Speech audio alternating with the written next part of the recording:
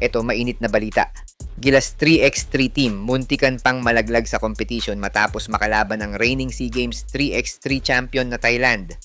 Jakrawan at Lish, disappointed na naman matapos silang mapahiya sa pagkatalo kagabi. Eto, at panoorin natin ang highlights ng game. Pero bago yan, like and subscribe lang mga kabady para sa latest basketball news and highlights.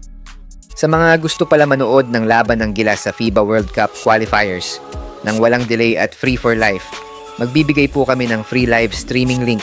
All you have to do is i-like lang po ang aming Facebook at YouTube channel para mabigyan po kayo ng unlimited access sa mga sports games sa buong mundo. Muntikan pang umuwi ng maaga ang Gilas Pilipinas 3x3 team matapos nilang maitakas ang 17-15 na panalo laban sa reigning SEA Games champion na Thailand sa OCBC Square kagabi. Dahil sa clutch performance na ito, sigurado na ang slot ng Pinas sa main draw ng FIBA 3x3 Asia Cup 2026. Bigating resbak ito para sa ating national squad, lalo na't maaga silang natsugi sa qualifiers noong nakaraang taon. Maayos ang naging momentum ng Gilas matapos nilang ilampaso ang Maldives sa unang game nila.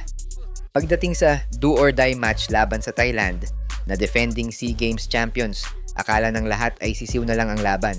Umabante ang Gilas ng 14-5 salamat sa mainit na shooting ni Ralph Koo at Chris Kun para maagang bigyan ng kaba ang mga Thais. Grabe pa yung highlight ni Koo kung saan tumira siya ng juice sa mukha ng higanting si Chanatip Jakrawan para talunin ng shot clock.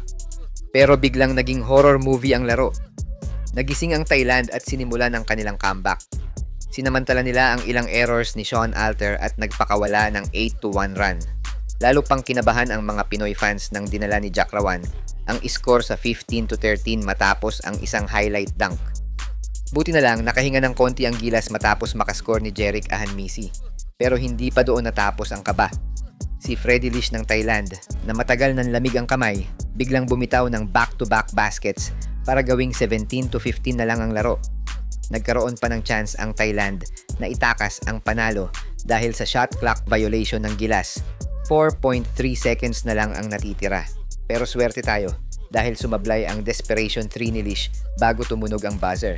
Nagtala si Ralph Koo ng 6 points habang si Kun ay may 5 at si Ahanmisi ay may 4 na points. Sa panig ng Thailand, si Jakrawan ang namayagpag na may 7 points. Dahil dito, pasok na ang Pinas sa Pool A ng main draw.